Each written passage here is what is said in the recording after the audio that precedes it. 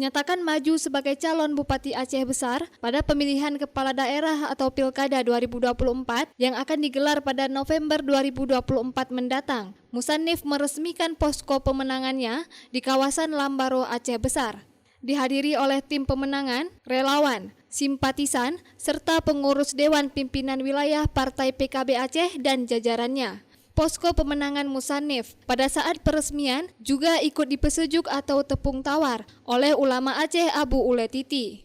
Musannif mengatakan posko tersebut dibentuk sebagai wujud rasa syukur PKB Aceh Besar atas perolehan tambahan kursi di tingkat legislatif pada Pileg lalu, sehingga Partai PKB Aceh Besar dapat mengusung sendiri calon bupatinya. Ini wujud daripada syukur kami kepada Allah. Pencapaian mulai dari sebelum pemilu kami sudah menyatakan diri akan naik. Dengan waktu itu PKB baru 1 kursi, hari ini alhamdulillah sudah 6 kursi.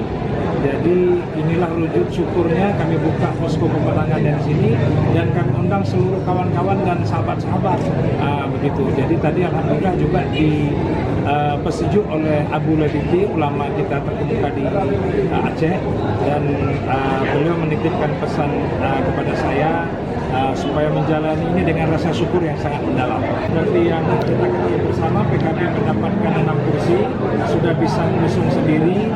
Tetapi walaupun begitu, saya mengajak teman-teman dari partai lain, sudah 5 partai saya ajak, ada PKS, ada Nasdem, Demokrat, Gelora, dan P3. Jadi mudah-mudahan sedang berproses semuanya. Saya berharap tentu mereka juga bisa bersama-sama atau membersamai kami di PKB untuk membuat Aceh Besar yang lebih baik ke depan. Dari Aceh Besar, Lala Nurmala melaporkan untuk Puja TV Aceh.